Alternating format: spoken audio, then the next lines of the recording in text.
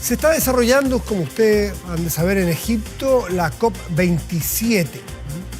Son intentos de avance de la comunidad internacional comprometida con el cambio climático, con evitar el cambio climático o aminorar los efectos del cambio climático. Hay estrategias o hay metas concretas de límites de aumentos de temperatura de nuestro planeta.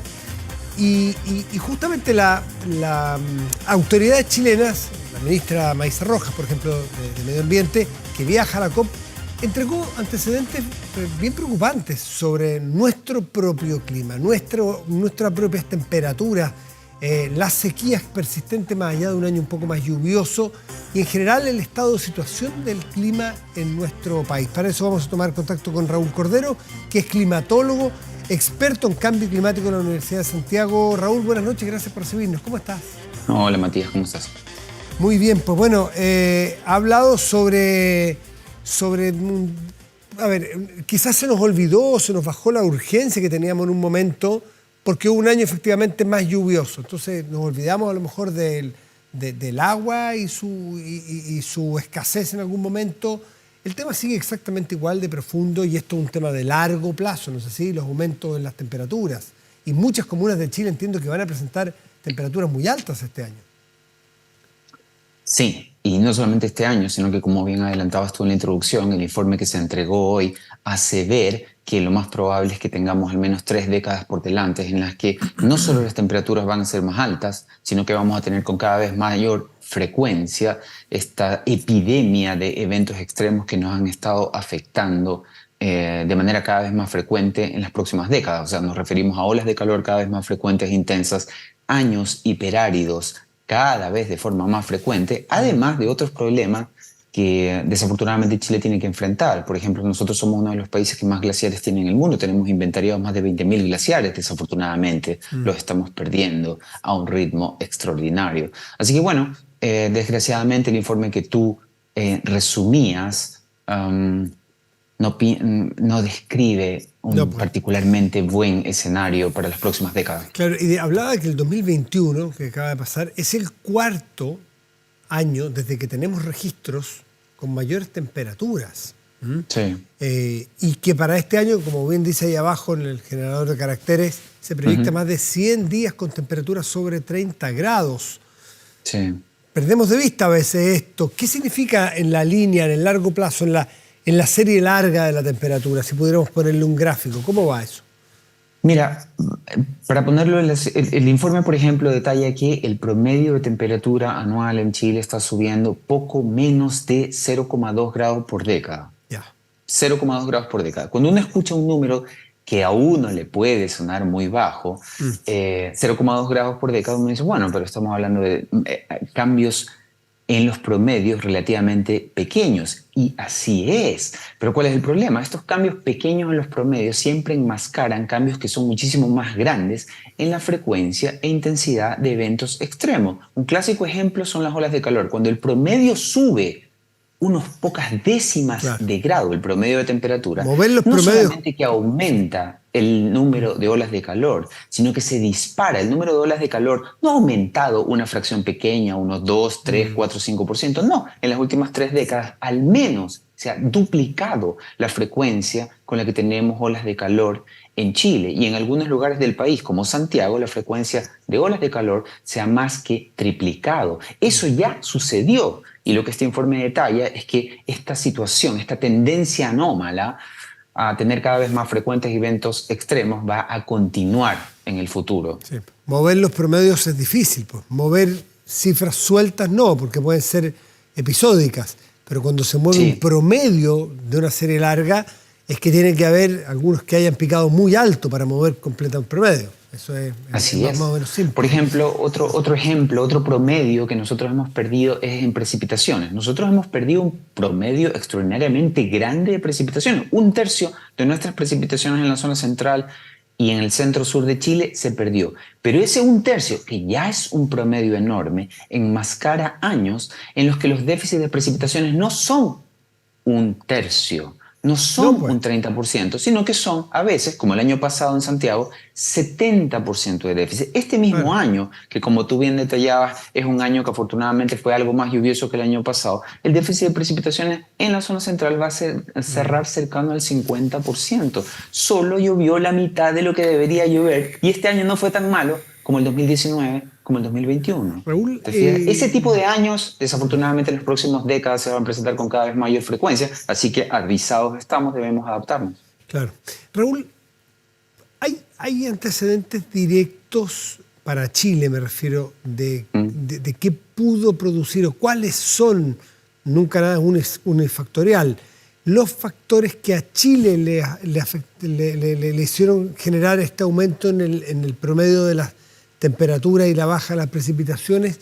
¿Qué cosas, qué hechos puntuales afectan a nuestro lugar geográfico, que al final es donde ocurren las cosas?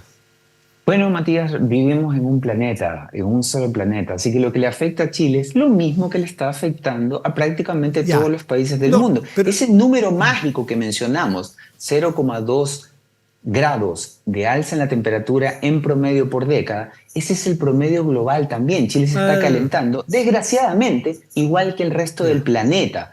Pero hay que decir que hay ciertas zonas del planeta que no se están calentando a ese promedio, que ya es alto, aunque no suene así. Hay zonas del mundo, los polos en particular, zonas del polo, zonas de la Antártica y prácticamente todo el Ártico que están calentando mucho, mucho más rápido y donde los efectos desafortunadamente son cada vez más obvios. ¿Qué se espera de la COP27? Bueno, mira, hay que ser, como en todas las 26 COP previas, hay que ser optimista, pero hay que tener un optimismo moderado, porque si no, naturalmente van a sobrevenir graves decepciones. Así que lo más probable es que en esta COP se avance, como se ha avanzado en las 26 previas, pero siempre los pasos, aunque sean en la dirección correcta, van a ser moderados, porque abandonar el uso de combustibles fósiles, que es básicamente lo que tenemos que hacer para detener este proceso de deterioro en el clima de Chile y en el clima del mundo, nos va a tomar, en el mejor de los casos, 3 décadas. Así que nos quedan por lo menos 30 COPs, las COPs son reuniones anuales, así que nos quedan 30 COPs por delante en las que vamos a ver progresos, pero progresos pequeños. Y Así que tú, hay que ser optimista pero sí, moderado. y para ver progreso hay que ver voluntades de progreso antes, porque no, si no, Sí, esto no llega por azar. sí, ¿Ves un mundo desde el Acuerdo de París, no sé, por ponerle una fecha de atrás, o si quieres de la primera COP? sí. ¿Tú ves que hay Progreso. alguna, no, pero más allá de progreso, primero, voluntad política de progreso, porque de ahí parte todo, porque son políticas públicas las que todos los países y compromisos públicos globales los que los países deben tomar. De lo contrario, aquí llaneros solitarios de poco sirven, ¿no? Sí, tú has dado en el clavo. Y justamente forzar ese consenso social, que a su vez se transforme en votos, que a su vez force la voluntad política de los tomadores de decisión. Eso ha tomado 27 COPs y va a seguir tomando todavía más tiempo porque no están todas las voluntades. Pero cuando cuando tú te fijas en una COP, otra COP individualmente, tú siempre quedas con decepción, sobre todo porque los políticos antes de estos eventos suelen inflar las expectativas que por supuesto no una sola reunión no va a poder satisfacer. Los políticos siempre describen a las COP como la última oportunidad para salvar al planeta. ¿Te fijas? Entonces eso nunca es así, pero cuando tú ves la serie de COP, lo que hemos avanzado en los últimos años, gracias a esto que conversamos, esta construcción de voluntad política, los progresos son evidentes. Cuando se firmó el Acuerdo de París hace poco más de 5 años solamente, no había ningún país comprometido a la carbono neutralidad, es decir, a abandonar el uso de los combustibles fósiles. Hoy, todos los países grandes del mundo, los grandes emisores y los que no son grandes emisores como Chile, están comprometidos ya con fechas para abandonar el uso de combustibles fósiles. Estados Unidos está comprometido para el 2050, igual que Chile.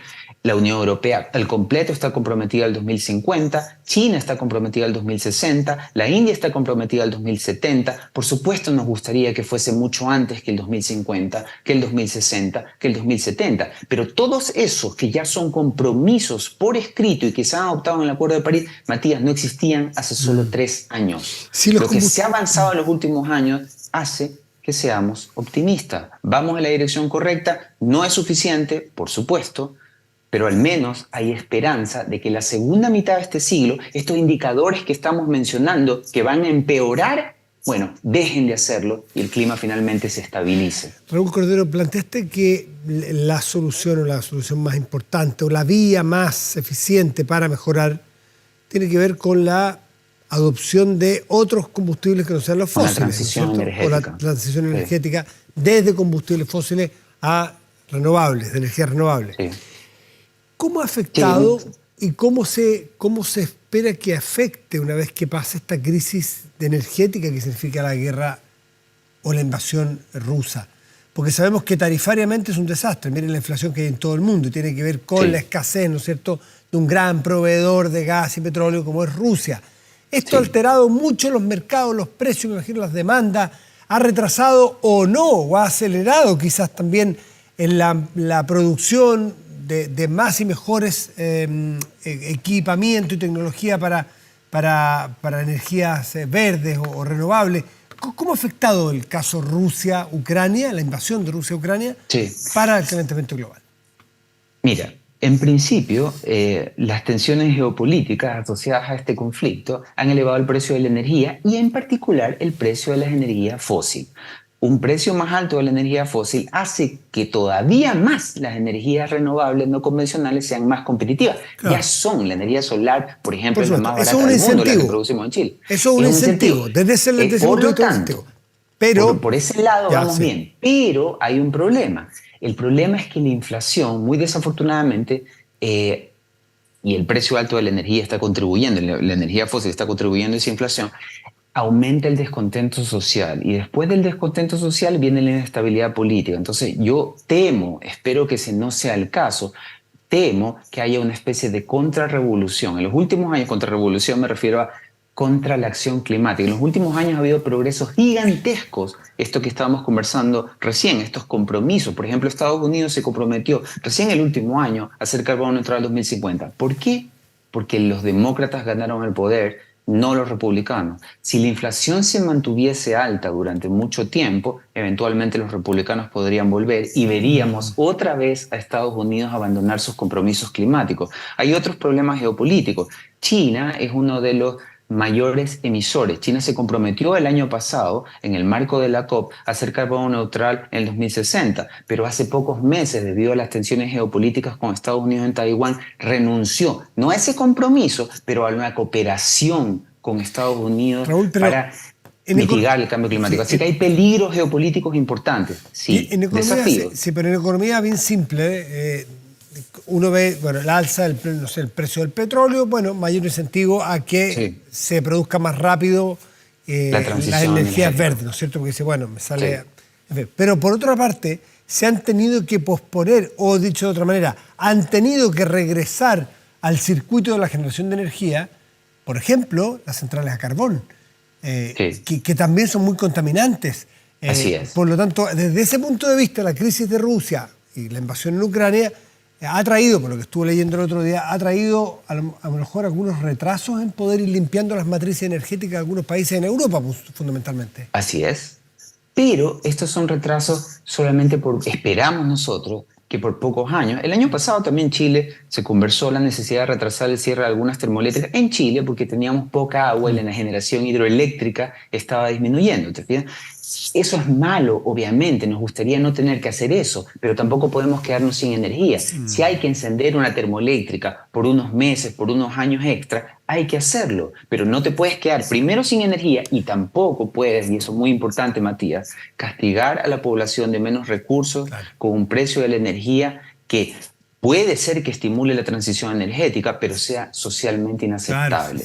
Si tú contribuyes al descontento social, produces inestabilidad política. Y ese tipo de problemas de inestabilidad política no contribuyen a una transición energética. La transición energética tiene que ser rápida, pero tiene que ser ordenada. Raúl Cordero, climatólogo, experto en cambio climático de la Universidad de Santiago, muchísimas gracias por esta conversación esta noche. Que te vaya muy bien. Gracias, Matías. Nos vemos. Como siempre. Chao.